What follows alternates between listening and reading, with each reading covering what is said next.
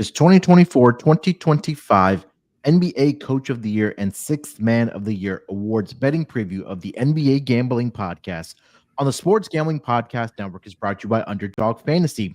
Sign up with promo code NBA SGPN to get a 50% deposit bonus of up to $1,000. And we're also brought to you by Rhythm. Start crushing college football and the NFL with Rhythm.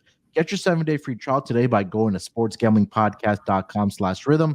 That's sportsgamblingpodcast.com/RITHMM. Welcome, everyone, to the NBA Gambling Podcast, part of the Sports Gambling Podcast Network. Here to get into the two more awards before the season kicks off here for the 2024-2025 NBA season. We just finished MVP and Defensive Player of the Year with Terrell and Scott. So if you haven't got an opportunity to go back and listen to those two that episode, go ahead and do so. And then also myself and my co-host, we're going to get into the Coach of the Year and the Sixth Man of the Year awards market for this upcoming NBA season. But joining me here to help me break everything down happening for this awards markets for the upcoming NBA season. You guys know us the voice, of course, here on the NBA Gambling Podcast and on the MLB Gambling Podcast. His team headed to the World Series. My main man, Lonte Smith. What's going on, brother? Munaf, what's up, man? Beautiful time of the year. Basketball's back. I'm excited about that. Of course, we got the Yankees in the World Series, but, we got other podcasts for that. It's a shameless plug. But, yeah, man, I'm looking forward to breaking down these two things today and getting into the season a little bit. Yeah, man, it's crazy. Like, the season's officially here. We're about, 24 hours or so away from the season tipping off. It's going to be exciting, man. We had a really good season last year, not only on the NBA Gambling Podcast, but on the Propcast there as well. So, between myself, you, Terrell, and Scott, I think we're one of the best, if not the best in the business when it comes to NBA betting. So hopefully we can continue that this season here on the NBA Gambling Podcast. But like I mentioned, we'll cover the two awards here, try to get this done for you guys in 40 to 45 minutes, hopefully. Keep it short, sweet, so you guys can consume the content. Get your picks in if you choose to, talk about what we like here, and then, make your own picks as well. Just kind of give you some insights on what we're thinking for these two awards here. But before we do get into the award markets here, let me remind everybody about the win total contest we have going on the NBA Gambling Podcast. We're hosting it. It's an NBA win total contest. So winner gets a $250 SGPN gift card. All you got to do is head over to sportsgamblingpodcast.com/NBA contest to enter today before the season starts. Again, that's sportsgamblingpodcast.com/NBA contest. And thank our listeners, as always, for tuning into our podcast here on the NBA Gambling Podcast. Wouldn't be where we are without the support of you guys. But if you guys do us a favor, just head over to Spotify, give us a 5-star rating review. Only you can help prevent corporate gambling from taking over. All right, let's get into it here. Let's not waste any time. Let's start here with Coach of the Year. And I think a lot of the other sports here, Lonte, I'll get your take here as well for this award. That it's a lot of times, I don't want to say it's really narrative driven, but there has to be some type of monumental improvement from a team to team for this award for the NBA Coach of the Year. And this is one of my favorite markets to honestly kind of dive into, because it gives me a good gauge on what I'm expecting, maybe what the market may be expecting, and what as far as how teams going to improve year over year, and how good some of these coaches are, especially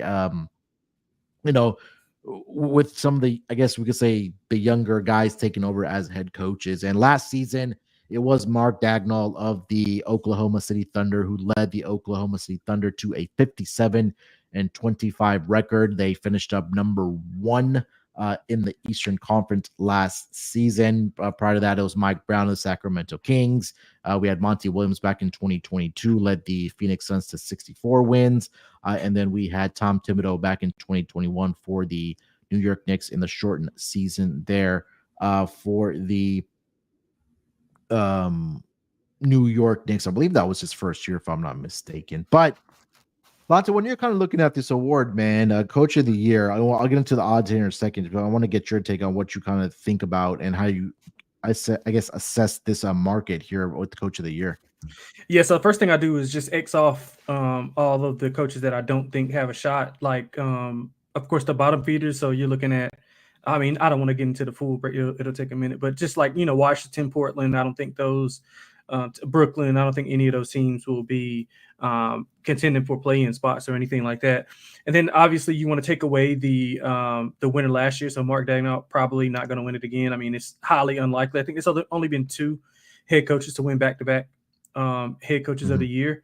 And usually the guys who have won like the past 3 years, they usually don't, repeat within a time frame unless something drastic. Like, for instance, Budenholzer, he won when he was with Atlanta, and then he switched teams. He won when he was in Milwaukee, and now he has a shot again here to win it because he's with Phoenix. You know what I'm saying? Yeah. So I look for stuff like that. And obviously you want to target the teams that you think are going to have good seasons. Now, whether that's a middle and tier team like Orlando, who was pretty much a surprise last year. Mosley didn't get there. I think he finished top 5, maybe top 3 in the voting. So maybe you think they take another step and you want there. And the number one thing to look at is the new coaches in new places. So you're looking at the top tier teams. Like, I think Doc Rivers, he's considered a new coach. I mean, I know he came in halfway through the season, but he's a new coach. So I'm looking at Budenholzer. Definitely not Kenny Atkinson. I won't be looking at him. And you just want to look for those teams that you think are going to do well in the market. And the win totals, pretty much tell you that. So you look at teams at the top, and that, of course, Daigneault is probably not going to win it. If you look at somebody like Tibbs, who won it like 2 years ago, he's probably not going to win it because he's got the expectations for his team already. So it's a couple that we can get into. I'm looking at a couple that I have my eye on just because I'm thinking that these teams are going to ascend in a positive, maybe regress in a positive way. Maybe they had bad injury luck last year. Somebody like Memphis. Or you're looking at somebody who, maybe that's middling, like, let's say, I'm trying to figure out who was a middling team last year. Maybe you look at one on my list. Like, I'll throw a team at you, a team like the Indiana Pacers. I feel like they could take that next step up. Right. Yeah. Somebody like them, and they made the Eastern Conference Finals last year out of nowhere. But they can take a next step in a division is a division that can be had. That's probably one of the more competitive divisions, top to bottom, in the NBA. So yeah, that's what I kind of look at. I just break it down into 3 or 4 segments that I'm looking for. First off, X those coaches out who I know are probably not going to be in the vicinity of that award. Mark off the last 2 or 3 year winners, and then I look at teams that basically parlay into what I see going forward in some of these teams. So if you're high on the team, obviously you think their coach is going to have be mindful for their success. But teams like Boston, like Missoula, I don't think he can win it. Obviously Daigneault, I don't think he can win it. So teams like that. So you can weed out about a third of the coaches just off of just historical outliers. You know what I'm saying? So that's what I kind of get into before I get into it. Yeah. So I think we're kind of on the same wavelength on how we kind of assess this Coach of the Year market. And I'm really looking at teams that were below 500 last year, and who can make that jump into possibly being like a top 4, top 5 seed in their respective conference, and also have the opportunity to win their division as well. So quickly, before we do get into the odds here, I'll just use the last 2 winners as an example. So Mike Brown, when he became the head coach of the Sacramento Kings, the year before he took over, the Sacramento Kings only won 30 games. And when he took over as that head coach, he got them to 48 wins, right? And then last season, we had the Oklahoma City Thunder, who back in the 2022-2023 season had 40 wins. So that was a team that maybe was starting to ascend a little bit, like you mentioned. And then obviously last year ended up with 57 wins in the number 1 seed last year. So they improved by 17 wins. So that's kind of the gauge I'm kind of looking at here. I think you already mentioned a couple coaches there that you do like here, but I don't think, like you already mentioned, like some of these coaches that are down the list didn't stick out to me. Anybody that was they're about 40 to 1 or greater, because all the teams I believe that are down there, I just don't think are going to be very competitive this year. It was Lou 40 to 1, Tyronn Lue 40 to 1, Charles Lee 45 to 1, Quinn Snyder 45 to 1. Quinn Snyder was maybe the only one that intrigued me, because that was a team that was I could see that. Injury riddled last year, 45 to 1. But then Will Hardy for the Jazz, no. Chauncey Billups, we know we don't like him at 150 to 1. Jordy Fernandez 200 to 1. Billy Donovan 200 to 1. So yeah, I didn't waste my time like there. So let's kind of you said you had a couple of guys on your list. Maybe let's start with the guys that you have longer odds on, and then we'll kind of get to the guys that have the shorter odds. So I'll let you do that. What was the first coach you were looking at? Yeah, so I mean, obviously it's a very, very long shot, but look at JB Bickerstaff for Detroit. I mean, I think Detroit has the requisite talent to be able to do things, and they kind of got an adult in the room, a couple of adults in the room with Tobias Harris coming over. You got a veteran coach who's led a young team. He's going to play the right guys. I think that he has the East can be had. They're not obviously. I don't think they're going to win like 50 games or anything like that. But can they go from, what did they win, 17 last year? They won 14 games last year. 14. Oh, I'm giving them too much credit. So maybe if they can get to, 35-ish, 30, 38. I mean, because the play-in team was, I know it was Chicago, Miami, Atlanta, and somebody else. But Philly. So which one of them had the least amount of wins? Was it like 40-ish? It was Atlanta Hawks. I'll let you guess how many wins they had. 41. 36. Chicago had 39. Right. So it's not out of the realm of possibilities that they can get to 36 wins, 37 wins. Yeah, I agree. And with the upgrading coach, Cade, healthy, you bring Tobias Harris in. You got some young talent, new scheme. I think getting Monty out of there was probably the best thing to happen to those young guys. I mean, I know Ivy is probably, jumping for joy. He's probably not showing it, but yeah, I think, it's a longer shot. I think I've made worse bets. Trust me, I'm probably going to make worse bets coming up in the next few weeks. But yeah, I think a long shot would be JB Bickerstaff in the Eastern Conference. I mean, you got a weak conference. They can rattle off a couple of wins here. And talent-wise, I mean, they're right there. And just 2 years ago, with less talent, they were covering games, winning games. I think that second half of the year, they put on a show as far as covering and winning those games. And then last year kind of just went off the hill. But yeah, I mean, I think that's a long shot. But JB Bickerstaff, I forgot his odds. What are they currently? I think I saw it at 60 to 1. I was just quickly looking up what their win total for the Pistons is for this upcoming year. It's at 25.5. Yeah. So that's already a 13-win improvement, right? I mean, just from last year to this year. So that's positive. And then for JB Bickerstaff's odds, and I'm referencing DraftKings, but like we always say, shop around, especially for these awards. If you're going to tie up your money, for this long, you want to get the best odds here. But Coach of the Year, JB Bickerstaff, is currently sitting on DraftKings 60 to 1, Lonte. Yeah, I got 80, so it's fine. It's out there. I still bet 60. I mean, it's just smaller, but yeah, I mean, I just think with a long shot like that, I mean, I think he has a shot. They've already shown you the win total from last year and the win total from this year. I mean, the win-loss record from last year and then the win total this year is already telling you that they're going to be better, obviously. And then, you get a few games here and there. They get in the play-in, feel good story for Detroit. I mean, I think it's possible. Yeah, I think the team that I really do think is going to fall out is going to be that Chicago Bulls team. And, one of these bottom feeders. I mean, we already talked about it, that the Washington Wizards, we expect them to be at the bottom.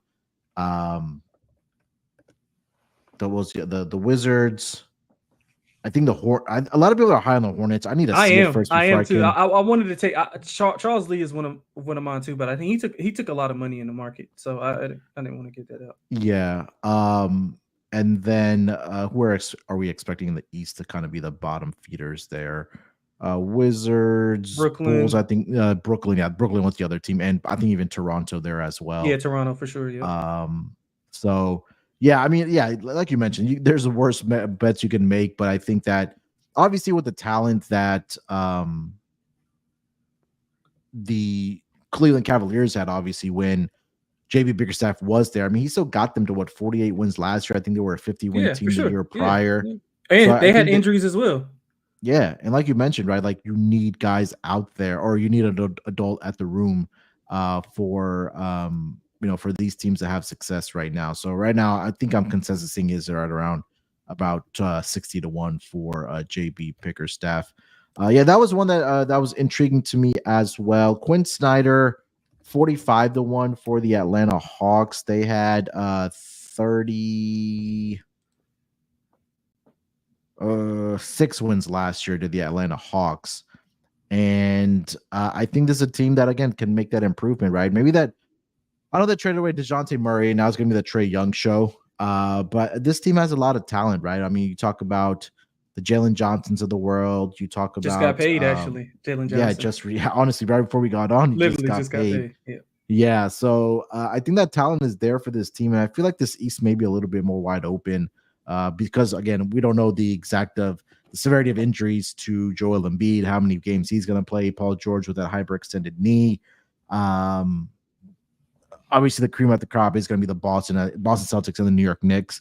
But I think when we're just talking about teams that can just steadily improve on their win totals from year over year, I think the Atlanta Hawks also feel that kind of mold there. But that was the one long shot that I was looking at. But nobody else really kind of stuck out to me. You mentioned Doc Rivers. Was he on your list there? Or when you have thoughts on Doc Rivers? Short list, but that's mostly because it had less to do with Doc Rivers and more to do with what I think Milwaukee will be this year. If they're healthy, I think Dame is going to have a monster year. I think Giannis, they got a full offseason together with Dame's. He's coming in at camp healthy. He doesn't have the off the court issues. He was dealing with moving and divorce and all of that stuff. So all of that's behind him. I think he's got a clear head to come in. Doc's got a full offseason with them. The health of Middleton obviously is big, but I think the two key signings that they got Gary Trent for nothing basically. Right. I thought that was a huge signing. They signed somebody else. I'm blanking on a name, but I thought that was a good sign. Didn't they get the Bucks? Yeah, the Bucks. They got. I know they got Gary Trent, Torian Prince, right? Torian Prince, I think is who they got. Let's see here. If I'm not mistaken. Yeah. You're right. Yep. Yeah, so I think those two guys added shooting on the corners. Whenever you got Giannis and Dame on a high pick and roll, if they get a resurgence from Brook, I hated the draft, but I wish they would have went with a little bit more athletic big like Filipowski or somebody like that. But I think more to do with the Bucks as a whole than it had to do with Doc. And I think if he wins, 50, 52 games, and maybe a top 2 seed in the East after what happened last year, I think he's more than live to win it. But did you have another one? I'll give you my favorite one if you didn't have another one. So I think for Doc Rivers, just touching on it here, Lonte, I think that they would probably have to get into 60 wins because they still found a way to win 49 games last year. Yeah, that's true. What is their win total? Like 52? Their win total this year, I was just looking at it. Let's see. Yeah, I meant to say 60, not 50. That's my bad. Yeah. And I think that's the part of it. Like we got the news about Chris Middleton that he's going to be out indefinitely with both ankles being hurt for the guy. I mean, I think it's the same story every single year for Chris Middleton. But yeah, their win total right now is sitting at 50.5. Yeah. So I mean, but they got the insurance with Gary Trent and Torian Prince, who played high quality minutes for good team. Well, Gary Trent, not so much good team last year, but he's been in meaningful games. So yeah. All right. Before I give my first one I wrote down on my list here, let me tell everyone about our friends over at Underdog Fantasy. Underdog Pick'em has one of the biggest menus for all sports: NFL, college football, MLB, WNBA, NASCAR, NBA, and so much more. Boostober is upon us, which means you're getting a spooky amount of profit boost and much more. And with the NBA tipping off, every NBA Pick'em entry from October 19th through October 27th will be boosted. You can now use specials and boosts on all flex entries. Sign up with promo code NBA SGPN to claim your special pick and first-time deposit offer up to $1,000 in bonus cash. That's earn.fantasy.com. Make sure you use that promo code NBA SGPN. All right, so the first guy I was kind of looking at on my list, you mentioned the team that made it to the Eastern Conference Finals last year. Lonte was the Indiana Pacers. Rick Carlisle at 25-1. Look, he's a great regular season coach, and obviously this being a regular season award. But I think the part that also makes me nervous, I don't think they'll have that enough win improvement at 40. They won 47 games last year, did the Indiana Pacers. So I just don't think that they would have enough wins for Rick Carlisle to qualify for the award. And I hate it kind of getting chalky here. I think the one team that I could really see that really take that next step up is I'll just kind of go in the order of odds here. So let me throw out Taylor Jenkins 15-1. And again, for all the reasons that we talked about when we were kind of looking at this award market, is that you had a team that was just decimated by injuries last year. And this could be easy. Let's see him that's coming into this year here. Lonte, healthy primarily. Obviously, a lot of it depends on John Moran. I know they're going to be without Jaren Jackson Jr. for I think the first couple of weeks there. But I think adding Zach Edey through the draft there is really going to help that the post there with rebounding and give them that rim protection for the Memphis Grizzlies. And obviously you have Desmond Bane there, Marcus Smart, obviously John Moran, his name has been popping up for MVP there as well. So this is a team that, again, if they get to 50 wins here, that's a 23-game improvement. And I think that if they're able to even win more than 50 games for this upcoming season, that it just makes too much sense for Taylor Jenkins to get this award here, just based off what transpired from year over year. So 15-1, Taylor Jenkins is the first one I'll throw at you. I don't know if you have any thoughts on Taylor Jenkins here for the Memphis Grizzlies. Well, that's my favorite one. Taylor Jenkins is my favorite one for all the reasons you just outlined. I'm higher on Memphis. I think they got a shot to actually win the West. To be honest, they match up well with OKC. They match up well with Dallas. They match up well with Dallas, OKC, and it's another team in the West that they match up well with Phoenix as well. So I just think that they have all the tools. Granted, they're learning a new offensive scheme. They brought in the guy from overseas who's world renowned for his offense. So they're kind of getting accustomed to that. They're a deep team as well, man. They got like 10 guys who can actually play, maybe even 11.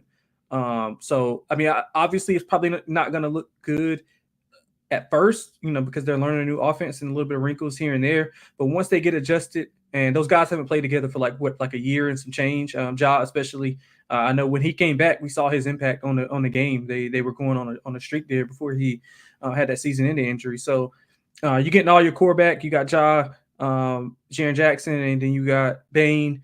So man, I think, and Smart as well. I think all of these guys will be ready to go. So Taylor Jenkins, who probably should have won it a few years back, I think he gets it this year. Yeah, it just makes too much sense, right? I think that when this team is healthy for the Memphis Grizzlies, I mean, last year they had guys 10 deep that were on the injury report, and they were playing guys, coming out from the G League to kind of fill the roster up and just signing guys off the street, just, have enough players to play in a game. But now you have all these guys coming back, and I think the Western Conference, they believe that there's a little bit more parity there for them to improve in this conference here. And we know that this is a team just not a few years ago that was I think they made it all the way to the Western Conference Finals. They were out in round 2, I believe, to the Golden State Warriors. But I just think that Taylor Jenkins is a great head coach there, having that team in a division where I think like they can win the division there as well, honestly, in that Southwest division. So 15-1, Taylor Jenkins. Jamal Mosley is intriguing, but again, it's the fact that they're probably going to have to win 55 games because they won 47 games last year, did the Orlando Magic. So I just don't think that win improvement is going to be there. A lot of people are high on, and you mentioned this, Coach Bud, for the Phoenix Suns. Last year, this team won 49 games. They they would have to probably get into that range of 57 wins if they want to end up as a number 1 seed. I do like the addition of Tyus Jones that they made. Now that gives them a true point guard for this Phoenix Suns team, where they were trying to experiment with, Bradley Beal last year and Devin Booker there. But now I'm hoping that they put him in the starting lineup. You got to. Yeah, to facilitate that offense there. But again, obviously when you have Kevin Durant, Devin Booker, Bradley Beal, Yusuf Nurkic before the injury last year, I mean, he was doing really well for this team there as well. Grayson Allen, let's not forget about him, whether he's going to be coming off of the bench or the case might be there. But I think this team has the talent to be the number 1 team in the Western Conference, at least for the regular season there. So Coach Bud was intriguing to me. And then I'll throw out one more here. Obviously, the favorite. I don't like Joe Mazzulla 11-1. I think those are terrible odds. I mean, how much more can this Boston Celtics team improve? Right, unless they break in the record. Unless they break in 73 wins, there's no way he wins it. Yeah. Ime Udoka at 8-1. He down here in Houston, and I honestly don't know what to do with this team. They finished up with 41 wins last year. I'm not sure if they will sniff 50 wins this upcoming season. The talent is definitely there on this roster. We have a mix of veterans and, young players. It's just the fact that which team do we think is going to tend to take that step back in the Western Conference? I'm just not sold. I feel like this Rockets team, I think they're a year away from being a couple years away, just because we saw that money with Fred VanVleet. Dylan Brooks is there as well, and they just ended up paying Jalen Green and Alperen and Şengün. So I just don't think that win improvement is going to be there for the Houston Rockets. I'd be very surprised if they do get 50 wins for this upcoming season. Is it possible? Yeah, we've seen crazier things happen, but I just feel like from just a pure narrative perspective, Lonte, I think both you and I agree on Taylor Jenkins at 15-1. Yeah, I don't know about Ime. I mean, obviously narrative driven. I don't know if they want him to win that award. Like, you know what I'm saying? Like, I know it's not. People say it's not a issue, but the voters probably do. Got some resentment against them. But I'll be betting JJ Redick, and let's just say that I'll just end it. I'll be betting JJ Redick on something small, because why the hell not? 18-1 for JJ Redick. Yeah, I would rather it be 20, but whatever. Yeah, just X's and O's obviously is a big step up. Now does he have the soldiers to execute those X's and O's? It's another story. But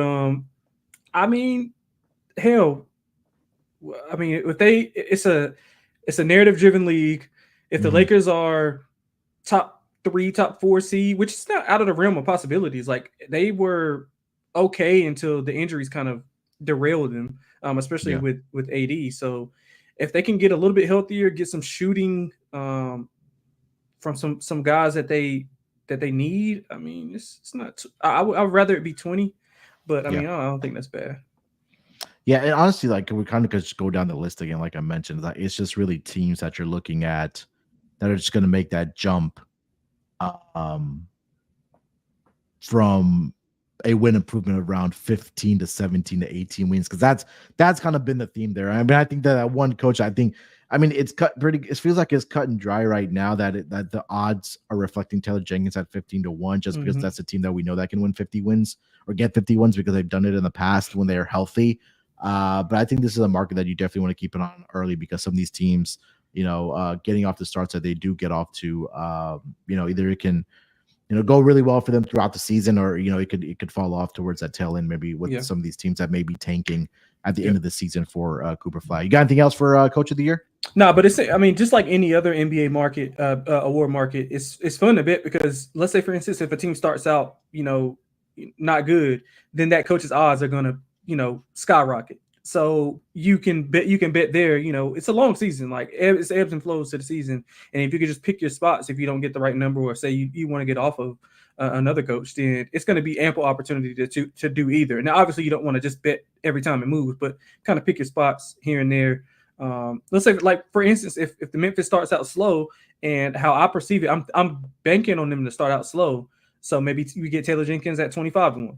30 to 1, and you add a little bit more there, and then things start coming around and he drops back to his original number. And you got all the ebbs and flows of the season that goes in it. So you're never really out of the awards markets when it comes to these to these things. So that's just something to monitor. I know, we monitor it closer than others, but that's just something that I go into every NBA market or, MLB, anything with a longer season, because you have more data points to go off of. All right, before we get over to Sixth Man of the Year for the upcoming season here, let me tell everyone about our friends over at BetUS. We're brought to you by BetUS. Bet with the best in the business, BetUS. BetUS has been around for more than 30 years. Easily deposit using cryptocurrency and get lightning fast payouts. US players are always welcome. Sign up and deposit $100 and you have a chance to win a 1960 Ford Mustang. Use our link to get a 125% deposit bonus on your first 3 deposits. Just go to sportsgamblingpodcast.com/BetUS. That's sportsgamblingpodcast.com/BetUS, promo code SGPN. So they know that we sent you. BetUS, America's favorite sports book. And we're also brought to you by Rhythm. SGPN's proud partner Rhythm is the #1 AI-powered backed sports betting platform that helps provide bettors of all levels the ability to build custom predictive betting models in seconds and get predictions for betting on money line spreads, totals, and props. Build your own model, copy one of the top performing models from the leaderboard, or press build a model for me. And Rhythm gives you predictions for every game and player prop, and also has a myriad of stats, research, and trend analysis to give you even more betting insights. Claim your 7-day free trial today by going to sportsgamblingpodcast.com/rhythm. That's sportsgamblingpodcast.com/RITHMM. And just a reminder, their Rhythm's NBA models are now live for this upcoming season. So again, get your 7-day free trial. sportsgamblingpodcast.com/rhythm, RITHMM.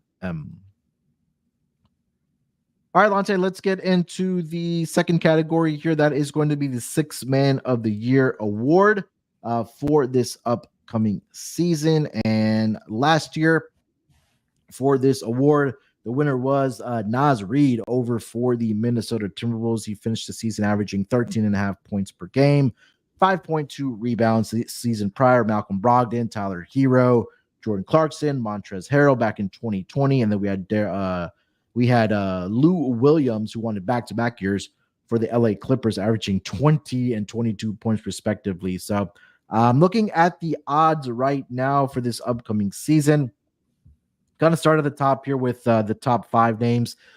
Malik Monk plus 450. I think he was well on his way to win this award last year before his season got derailed with injury for the Sacramento Kings. Naz Reid is looking at 10-1 odds for this upcoming season to go back-to-back. Benedict Mathurin, 12-1 for the Indiana Pacers. And then Dante DiVincenzo, 12-1 for the Minnesota Timberwolves. Karis LeVert is also at 12-1. We got Buddy Hield at 14-1. CJ McCollum, it's interesting that obviously they have him coming off of the bench there for this Pelican team with the acquisition of DeJounte Murray. Jaime Jaquez Jr., 15-1. Jordan Clarkson, 15-1. And then it goes on from there.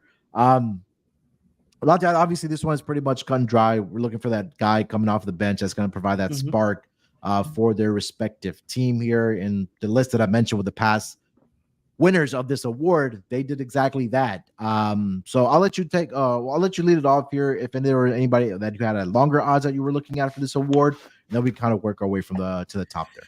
Yeah, honestly, this is one of the awards that it's hard to do it like pre-flop because we don't know who's going to be starting. Like you mentioned CJ McCollum, but like nobody knows because they don't release their starting roster or their rotations.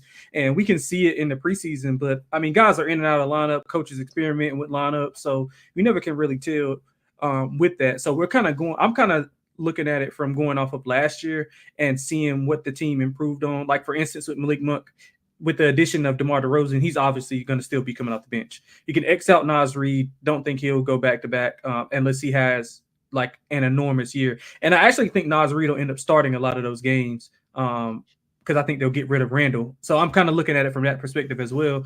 But the guy I was looking at, man, do you have odds on Norman Powell? 16-1. I'm kind of looking at Norman Powell, but again, with the Kawhi thing, like, is he going to start a ton or like I don't know how that's going to work. Benedict Mathurin is another guy I was looking at, but they play so many guys. I don't know. He was at one point in time, he was the favorite to win. I think him, Westbrook. I had him last year. Yeah, Monk. Yeah. So like I try to stay away from this award pre-flop and just kind of see the ebbs and flows of who plays and who's actually coming off the bench, because right now we don't have like depth charts like the NFL has to show, okay, this guy is going to be playing. Yeah. You know, it's kind of a field thing. But I will say this though, I think might be some value in Russell Westbrook as well. That was going to be my guy. Yeah, it might be. I mean, just all the things line up for it, because you have a short bench. Malone's not going to play those young guys as much. He's going to trust Russ. Jokic wanted Russ. All the guys are kind of bought into kind of, you know, winning for him, whatever that means. Winning a ring for him, whatever that means. So I think Russ might be some value there. But if I had to pick just one, if I had to rank them, I would go Russ 1. Then I would go with probably between Mathurin and I guess Monk. I mean, I don't want to bet a chalk to win, but Monk is probably I wouldn't be shocked if he's like a minus favorite halfway through the season. I think for Monk, he may not, or the Kings may not be as reliant on him because of the acquisition of DeMar DeRozan there, because it gives him another scorer. I agree with that. With De'Aaron Fox and Sabonis there, right? Because they really didn't have that guy coming off of I guess we can say coming off the bench, or another scorer for them, like that, the ability that DeMar DeRozan is going to provide there. So maybe may not be a lot more pressure for Malik Monk coming off the bench. Obviously, can he put up the numbers that he was before he got injured? Absolutely, because he's a bucket. He's a guy that can shoot the 3 ball. He can get to the basket at will, get to the free throw line there as well. And that's kind of what I'm looking at when we talk about this award, right?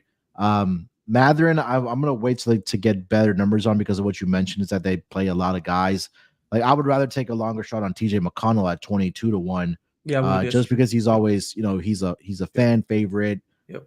He's always making the headlines on the social medias for his play and what he's able to do for that Pacers team. I think he's a perfect fit for what the type of basketball that Rick Carlisle wants to play for the Indiana Pacers, and that's pushing the pace. And he does that when he comes in off the bench for this Indiana Pacers team.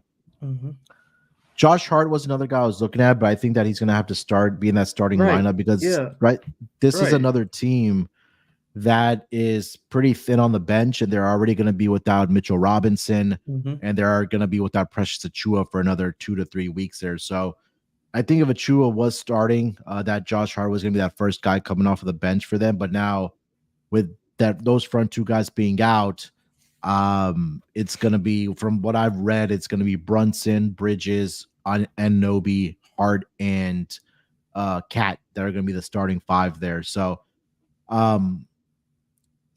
maybe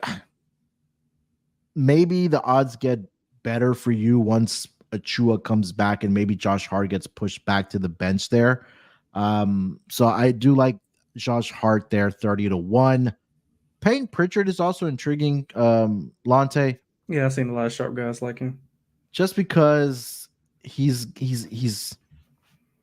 a guy that are coming off of the bench for that can light up the scoreboard. He's a proven shooter. He can rack up the assist there for you as well.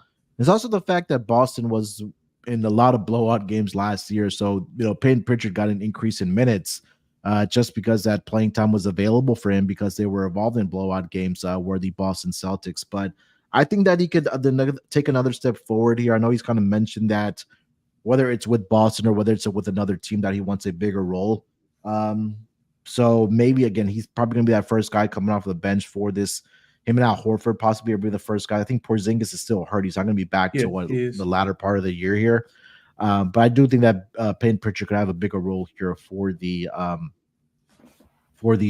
Boston Celtics. And then I'm going to keep an eye out what the rotation going to look like for the Pelicans. Trey Murphy also at 40-1.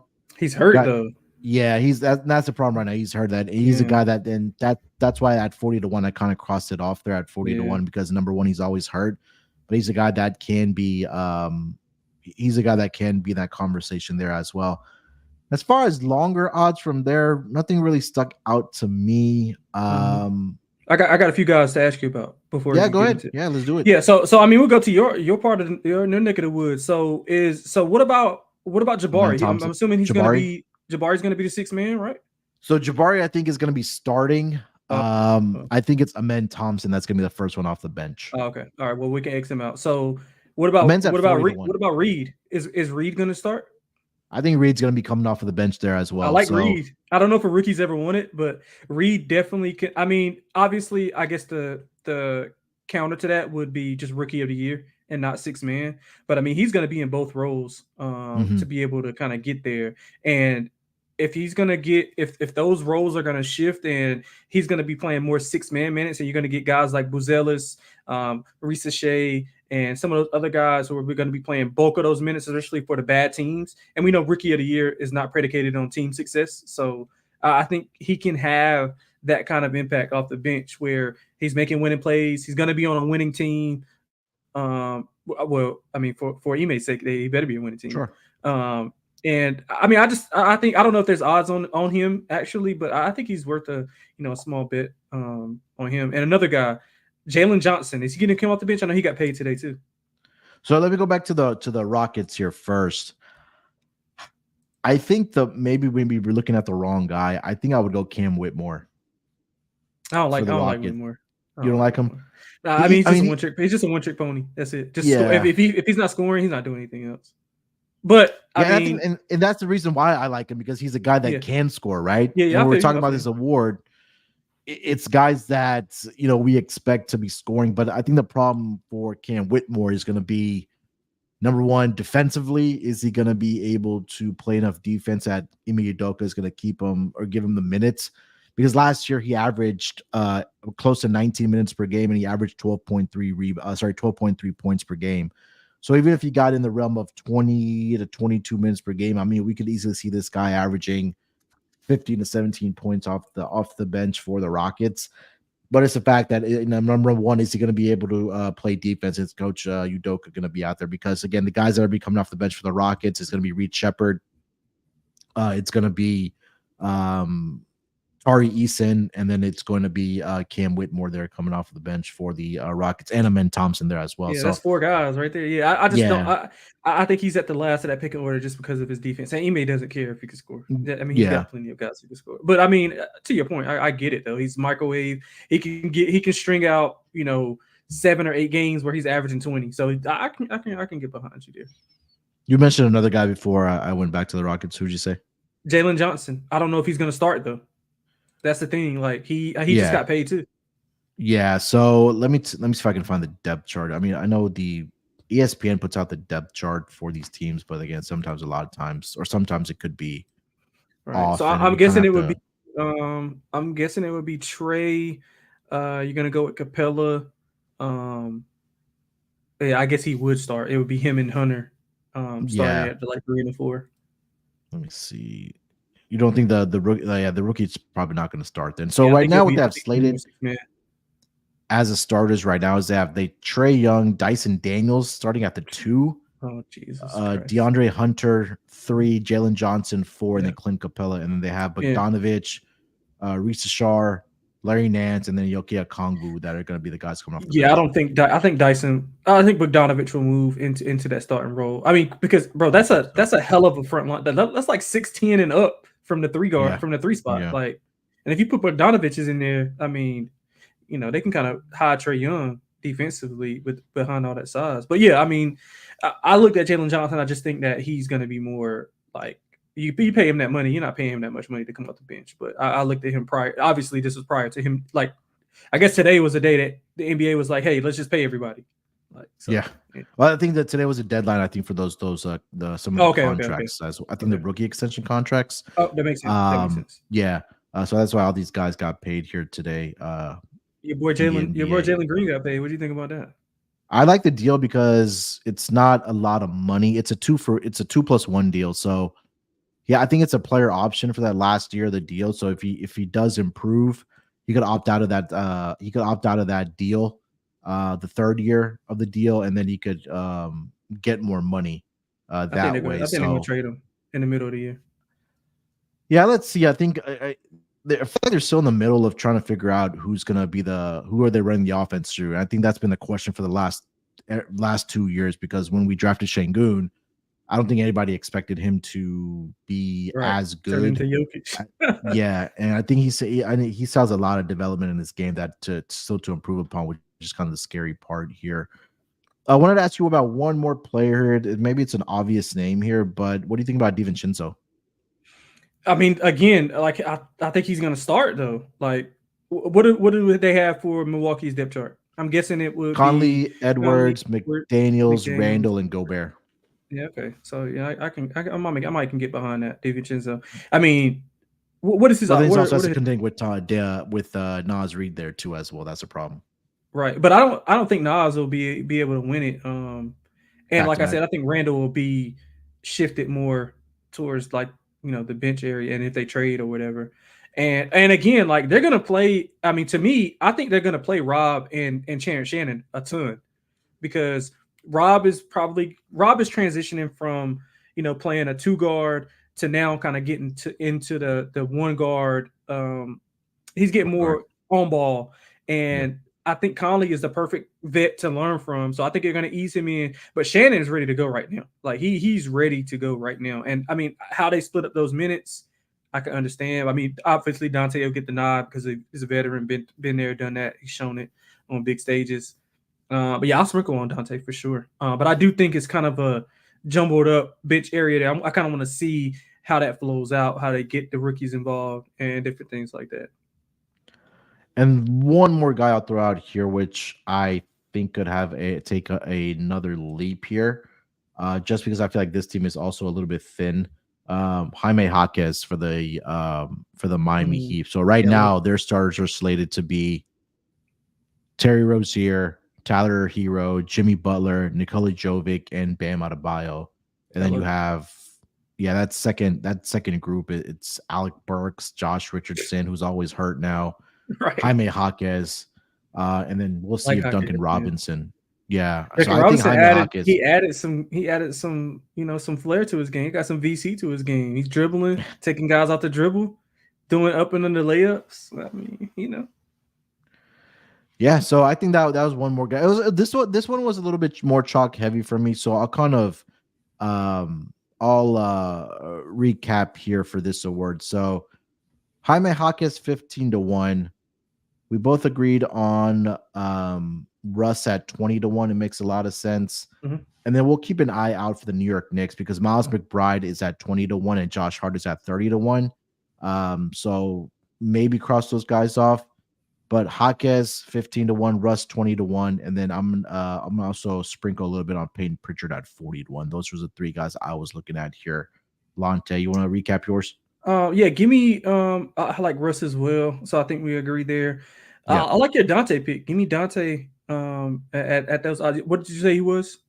He's a 4th favorite, third favorite, tied with Matherin at 12-1. Yeah, so I take him. Russ, and who else do we have? I'm trying to think of a longer shot that we talked about. Who you got some longer shots like 30 and 40-1? Who were some guys listed at 30 and 40-1? So 30-1 it started with Josh Hart. Bogdanovich, we both felt like that he was maybe going to end up in the starting lineup there for the Hawks. He's at 35-1. Pritchard, Grayson Allen. Oh, Grayson Allen is a good one. Yeah, Grayson Allen is a good one. Yeah, he's not going to be in the starting lineup there, but obviously him coming off the bench, I mean, we know he can shoot the lights out there as well. He's at 40-1. Cole Anthony 40-1 as well. Yeah, I don't hate that. Yeah, give me Grayson though. You don't have to keep. I like Grayson, so we'll go Grayson. We'll go Grayson Allen. We'll go Dante DiVincenzo, and we'll go Russell Westbrook. Those are the 3 that I like. All right. That is it there for the 6th Man of the Year award. So, and back-to-back episodes there where we covered MVP, we covered Defensive Player of the Year, Coach of the Year, and 6th Man of the Year award. We'll keep our eyes and ears open kind of as we progress through the NBA seasons for Most Improved Player of the Year award, because I feel like this is an award that because they have Wemby right now at 7-1, and Wemby is like favored in he's like top 5 in like 3 or 4 different categories. Like he can't win everything, bro. He's an alien, but he can't win everything. Yeah. So he's like odds-on favorite for Defensive Player of the Year. His MVP odds are at 17-1. He's listed 7th there. Most improved, he's a favorite. And then that's obviously pretty much it. All NBA, he's let's see here, plus 650 to be first team. So I know last year DraftKings had second team as well, but maybe they put that later in the year. But I think everybody is expecting, including the books, for Wemby to have a big year, obviously, for the San Antonio Spurs. Yes, sir. All right. What else? Anything else, Lonte, before we get out of here, man? That's it, man. I'm looking forward to the season, man. Ready for the season. So I think it's going to be a good one. Yeah, 100%. So, like I mentioned, back-to-back episodes for awards. Make sure you guys check it out. And also a reminder for the NBA win total contest. It's going to be cut off on Tuesday before the first game starts. So make sure you guys get in there. All you got to do is just go to sportsgamblingpodcast.com/NBA contest. Just click the link there, get in there, put in your win total picks, and then a winner does get a $250 SGPN gift card. Again, free to enter there as well. All right, we'll be doing the opening night picks on Monday night, so you guys can get that on Tuesday morning before your drive into work, or you guys could get that early. So we'll go live later on Monday nights. If you are watching live, you can tune in with us. And if you're all going to get the audio format, you'll get that one before you wake up in the morning. So look out for it then. Make sure you guys follow Lonte over on the Twitter machine at XXLonteXX. You can follow me there as well at SportsNerd824. More importantly, make sure you guys subscribe to the NBA Gambling Podcast YouTube channel, because now is the time to do so with the NBA season here. All right, we'll talk to you guys later on this week and throughout the week for the NBA season. Till then, good luck with your bets. Let's break these books off, and always remember to let it ride. Give me the ball because I'm gonna dunk it! Basketball, give me the ball because I'm gonna dunk it!